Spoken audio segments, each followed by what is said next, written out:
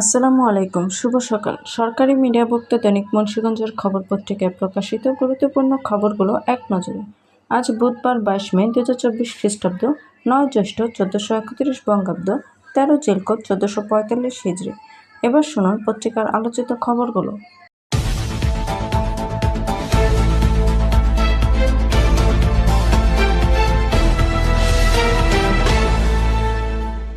শান্তিপূর্ণ বিশ্ব প্রতিষ্ঠায় গৌতম বুদ্ধ আজীবন সাম্য ও মৈত্রীর বাণী প্রচার করে গেছেন।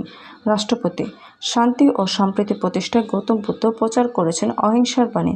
প্রধানমন্ত্রী, ডিজিটাল প্রযুক্তির ছোঁয়া পৌঁছে গেছে নগর থেকে প্রত্যন্ত গ্রামে। অ্যাডভোকেট সোহানা তাহমিনা, লৌহজমে বন্ধ হচ্ছে না কৃষিজমি শ্রেণী পরিবর্তনের কর্মযজ্ঞ।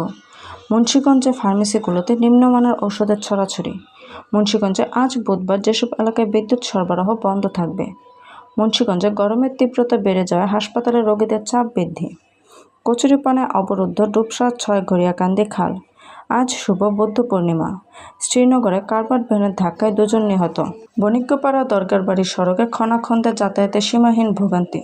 টঙ্গীবাড়িতে ভোট গণনা কক্ষে অবৈধভাবে অবস্থান করে একজনকে 40,000 টাকা অর্থদণ্ড প্রদান। গজারে হোসেন্দি ইউনিয়নের ভারপ্রাপ্ত চেয়ারম্যান জাহাঙ্গীর। সিরাজদিখানে বিক্রি হচ্ছে কেমিক্যাল দিয়ে পাকানো আম। টঙ্গীবাড়ি উপজেলায় ব্যাপক হারে ভুট্টা চাষ, বাম্পার ফলনের সম্ভাবনা।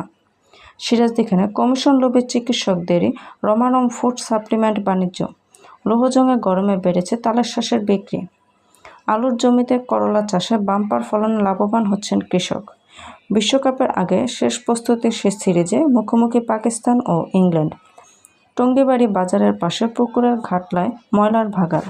অবহেলিত পথশিশুদের প্রতি মানবিক দৃষ্টি দিন। সম্পাদকীয়, স্বাস্থ্য সুরক্ষায় অন্যতম উপজীব্য পালং শাকের উপকারিতা, পুষ্টিগুণে ভরপুর জাবতিকাবা।